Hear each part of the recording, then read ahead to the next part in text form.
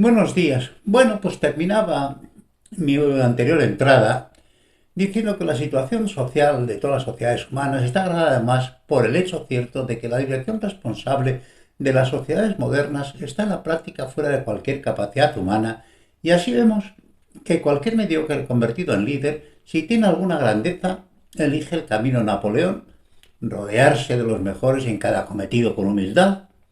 Es decir, si es un tema de arquitectura, arquitectos y tal, si es un tema de lo que fuese. Siempre el que sabe más que tú en ese campo, aunque luego la última decisión te pueda corresponder. Pero confiar siempre en gente que esté muy bien preparada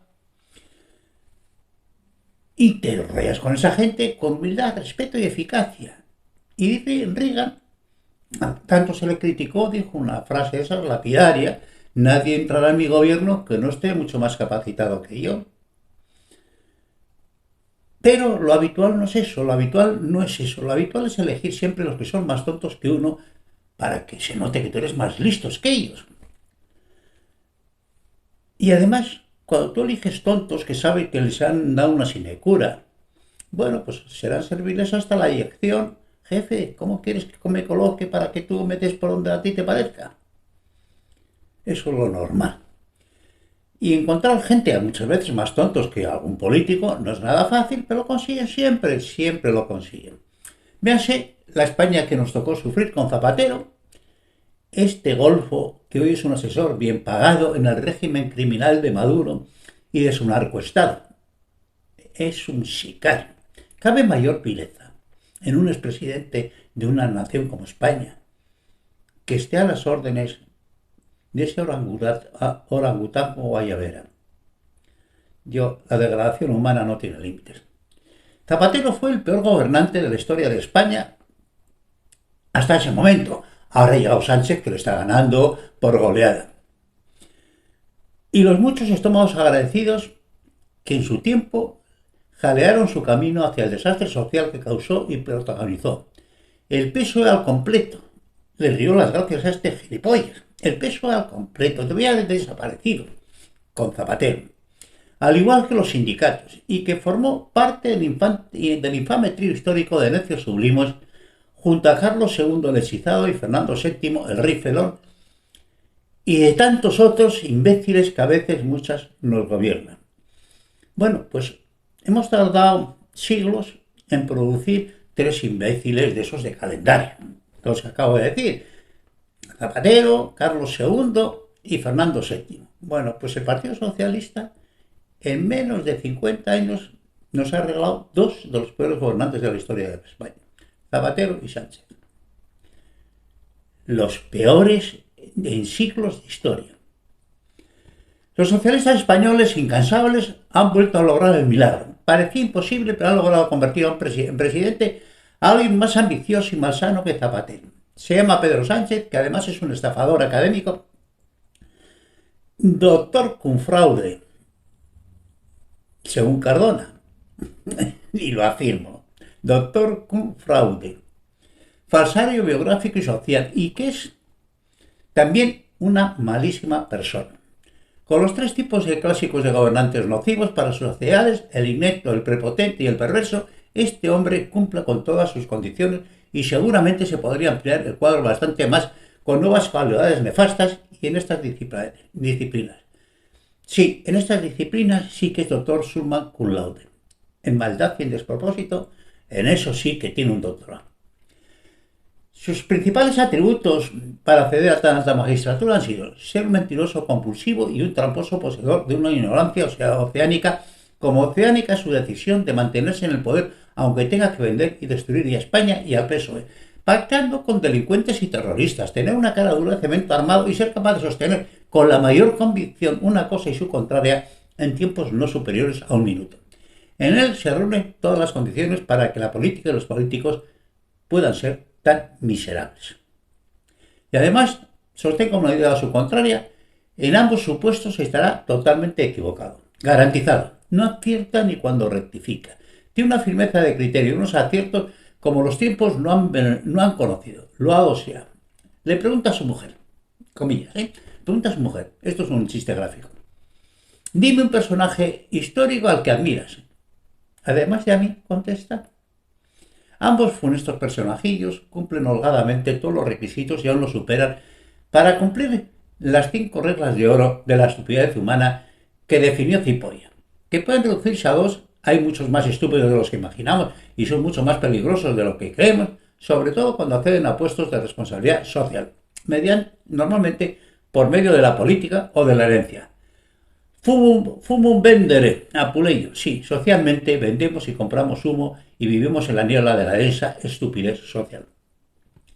Las naciones tienen con las democracias actuales la posibilidad de suicidarse mediante el voto ignorante y visceral, como Grecia hizo con Tsipras y España con Zapatero, dando su voto a demagogos evanescentes, y hoy los volvemos a repetir con Sánchez, caminando decididos hacia el desastre social más que anunciado, ya que en todas las crisis los más perjudicados somos siempre los mismos, nosotros, los más desfavorecidos, los más pobres e indefensos.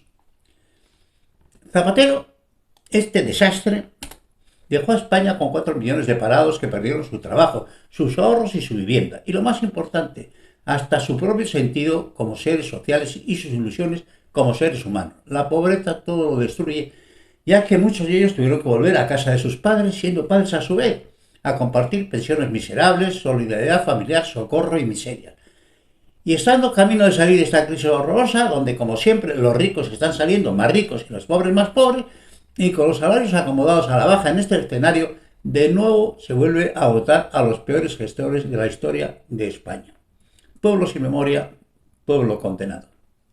Así opina Alfonso Usía, el irónico y penetrante escritor, uno de los principales coñones del Reino de España, digno nieto de Pedro Muñoz Seca, uno de los muchos inocentes fusilados sin juicio en Paracuellos del Jarama en 1936 por Santiago Carrillo,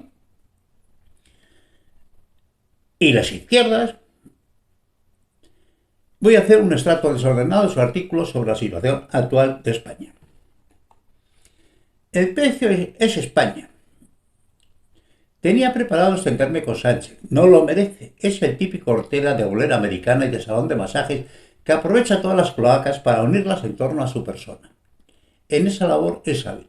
Pero no merece la pena Sánchez, ni merece una palabra más. Un sector del PSOE, el de Zapatero y Sánchez, odia a España. En Podemos el odio es más intenso, como las menguadas huestes de Garzón. Y para ser presidente del gobierno, Sánchez ha vendido a España a los independentistas catalanes, los independentistas vascos y a los herederos de los terroristas de ETA y del Grapo. Pero no es la preocupación lo que me domina, me manda el asco. Me siento asqueado por ser parte y vida de una nación maravillosa, tan repetidamente poblada de indeseables, de traidores, de resentidos, de envidiosos y de enemigos de su integridad. Me asquea que los votos chantajistas y chantajeados del 0,6% de los españoles pueda determinar el sí o el no en una moción de censura de un parlamento que representa a 20 millones de votantes. Me asquea que ese 0,6% de los eternos traidores del PNV, que han sobrevivido siempre gracias al dinero que han percibido a cambio de sus coacciones institucionales, pueda ser el principio de una definitiva puesta en marcha del independentismo. Me asquea el odio de España de unos españoles que aprendieron a odiar el mismo día de su llegada a este mundo y que no han querido moverse de la aldea donde se enseña a mentir, a falsear y a vomitar sobre la realidad de España.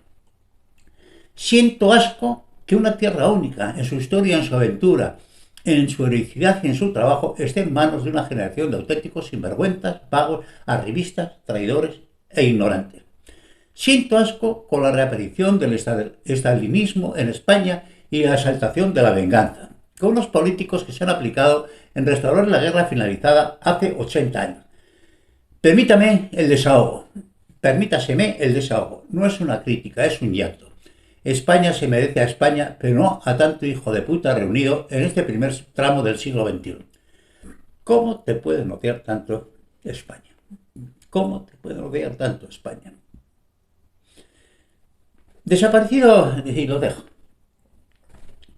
Creo que este clamor de Alfonso Usía es suficiente.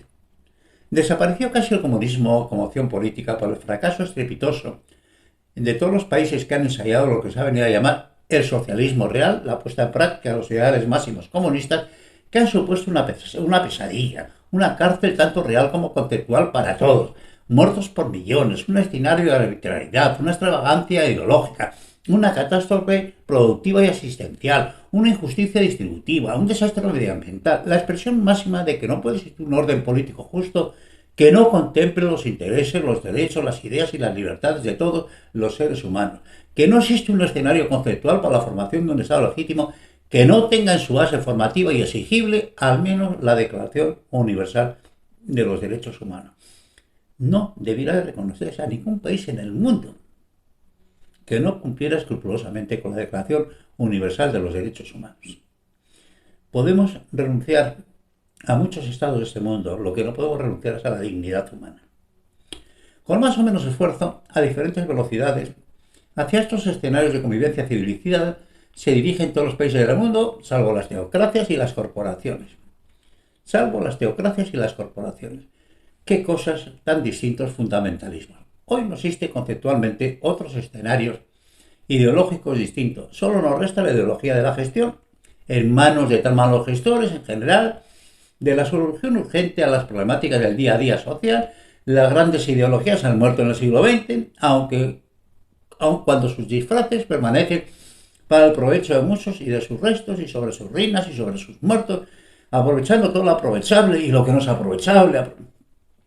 Estamos intentando edificar una sociedad nueva para un hombre nuevo que debe entender para este nuevo milenio la necesidad de un mundo justo, solidario, responsable, un mundo donde los seres humanos podamos tener esperanzas de sobrevivir con la dignidad que nos corresponde y sobre las irrenunciables bases de las conquistas conseguidas por la inteligencia reflexiva, relacional y convivencial. Comillas. No sometáis a ningún estado a señores absolutos, ni ideológicos, ni religiosos, ni filosóficos, ni económicos, ni políticos, sino a las leyes. Porque ello no redunda en beneficio de nadie, ni de los que te someten, ni de los que son sometidos. Solo conducen al desastre total. Qué moderno pensamiento, ¿verdad? Qué moderno pensamiento sin aplicar. Pues se dijo hace 2500 años, lo dijo Platón. Os lo vuelvo a repetir. No sometéis a ningún estado a señores absolutos, ni ideológicos, ni religiosos, ni filosóficos, ni económicos, ni políticos, sino a las leyes. Porque ello no redunda en beneficio ni de los que someten ni de los que son sometidos. Solo conduce al desastre total. Platón. Este pensamiento tan bello y tan certero tiene un talón de Aquiles evidente. ¿En manos de quién dejamos las leyes? Es el talón de Aquiles. ¿En manos de quién dejamos las leyes? Lo que hoy vemos en el mundo judicial, en el mundo, es para aterrorizarnos. Al hilo de este último pensamiento, conviene destacar que el pensamiento teocrático como norte y dogma del orden social es una alucinación ciertamente limitativa y peligrosa. En tal pesadilla, durante siglos nos movimos las sociedades occidentales hasta la Ilustración. Siglos perdidos. Siglos perdidos. Comillas. ¿Dónde se perdieron los persas, hijos de Adán, y sus altos pensamientos de libertad? ¿Dónde se perdieron? ¿Podrá seguir dormido Oriente en su más hermosa muerte? Comillas. Por desgracia, contemplamos a la mayor parte del mundo árabe, lejos de la extraordinaria floración de los estudia arabum que se produjo en la España del siglo X y en el Damasco y Bagdad, sumido en la barbarie, en la incultura y en el fanatismo y en la complacida instalación de su particular Edad Media. Ángel Cristóbal Monte. Lo vuelvo a repetir porque es un hermoso pensamiento. Por desgracia, hoy contemplamos a la mayor parte del mundo árabe, lejos de la extraordinaria floración de los Studia Arabum que se produjo en la España del siglo X y en Damasco y en Bagdad de la época, sumido en la barbarie, en la incultura, en el fanatismo y en la complacida instalación de su particular Edad Media. La dicotomía básica radica que el principio de legitimidad de la autoridad es divina, desciende y emana de Dios. La democracia es justamente lo contrario. La legitimidad de la autoridad corresponde a la soberanía popular y no a Dios. La democracia se impulsa, se mejora y se alimenta desde la crítica y la disidencia, mientras que en las teocracias las reglas de la vida social se convierten en dogma. Sartori. Entre el fanatismo y la barbarie solo media un paso. Mito. Solo media, yo creo que ni un paso, el filo de una espada. entre el fanatismo y la barbarie. Por tanto, esa vía de pensamiento como fundamento del orden social, es decir, la vía religiosa, solo nos puede conducir a la ausencia de pensamiento creador, a la parálisis de nuestro desarrollo cultural evolutivo. Todo está ya dicho en el libro sagrado y no existe alternativa distinta, y sus intérpretes del libro sagrado son sus beneficiarios. A la represión sin límites en el orden interior, ya que el disidente no es un opositor, honesto, equivocado o no, es un pecador, un hereje, un blasfemo y un transgresor del orden divino, alguien a quien laminar sin compasión si se niega a permanecer en el sumiso rebaño. En una tímida protesta social violentamente reprimida, el régimen iraquí hoy, en nuestros días, amenaza con condenar a muerte a 1000 detenidos por, comillas, enemistad con Dios. Van a condenar a 1000 personas a muerte por enemistad con Dios. Bueno, tendría que venir Dios a decirlo, ¿verdad? Sois mis enemigos, o en fin, me habéis ofendido, en fin. Pero ¿quién es un ser humano para calificar qué es lo que es enemistad con Dios y condenar a muerte a otro ser humano? Este disparate está en algún código penal tipificado como delito que merezca la pena de muerte. Alguien con un mínimo sentido común puede, teniendo responsabilidades de gobierno, sostener tamaña desmesura en el siglo XXI. ¡Qué mundo! ¡Qué disparates! ¡Qué locuras asesinas! Y esto nos conduce inevitablemente a una opresión asfixiante en el orden interior y una fanatización excluyente y descalificativa en el orden exterior mediante la demonización de cualquier sociedad que no abrace sus mismos ideales religiosos. Y aun cuando tenga la misma religión, se matarán entre ellos sin piedad por temas menores, pero siempre con intención de prevalencia y de dominación. Las guerras religiosas son la evidencia absoluta en la historia humana. Lo que estoy diciendo es absolutamente cierto, ya que nunca las podrán considerar como legítimas formas de gobierno. Comillas. Todo el mundo está a favor de la libertad de expresión, pero para muchas personas la idea de la libertad de expresión es que ellos son libres de decir lo que quieran, pero si otro les contesta, eso es un atropello. Eso lo dijo Churchill y es exactamente lo que están haciendo las izquierdas en el mundo. Ellos pueden decir los disparates que se les ocurra lo que pase por la cabeza. Ah, pero si les contestas. Dios mío. De futuro, cualquier tolerancia con la intolerancia teocrática o ideológica o económica se hará imposible por la propia dinámica de los elementos que se conjugan, dogma y totalitarismo frente a la razón y libertad, términos excluyentes terminantemente entre sí. Y evita por todos los medios discutir con los fanáticos y con los ignorantes. Comillas, ya que te harán descender a su nivel y ahí te ganarán por su experiencia. Tú ahí. No discutas con los tontos porque tienes que bajar a su nivel. Y como ellos son más tontos que tú y han practicado toda la vida, te ganarán por goleada. Ni admitas debatir con los intolerantes, los corroídos por el fanatismo, esos enfermos mentales. Es perder el tiempo. Comillas, deberíamos en consecuencia reclamar en nombre de la tolerancia el derecho a no tolerar la intolerancia. Popper. Os lo repito. Deberíamos en consecuencia reclamar en nombre de la tolerancia el derecho a no tolerar la intolerancia. Debemos entender que la tolerancia es solo para los que a su vez sean tolerantes. Para los intolerantes, solo intolerancia máxima. Un apaciguador, comillas, un apaciguador es aquel que alimenta al cocodrilo esperando que se coma a otro antes que a él. Churchill. Pero el auténtico problema de esta versión intolerante, fanatizada y terrorista del Islam actual es que sobrepasa su ámbito religioso y es en gran parte un movimiento político que de nuevo, qué recurrencias ignominiosas, pretende colocar en el poder religioso y el poder temporal en las mismas manos de nuevo el califa ahora universal como gobernante máximo en nombre de Dios por el que tantas sectas pugnan. Comillas. El fanatismo es un monstruo que osa decirse hijo de la religión. Voltaire, os lo repito, el fanatismo es un monstruo que osa decirse hijo de la religión. Voltaire. Y lo paro aquí. Continuaremos. Un cordial saludo a todos.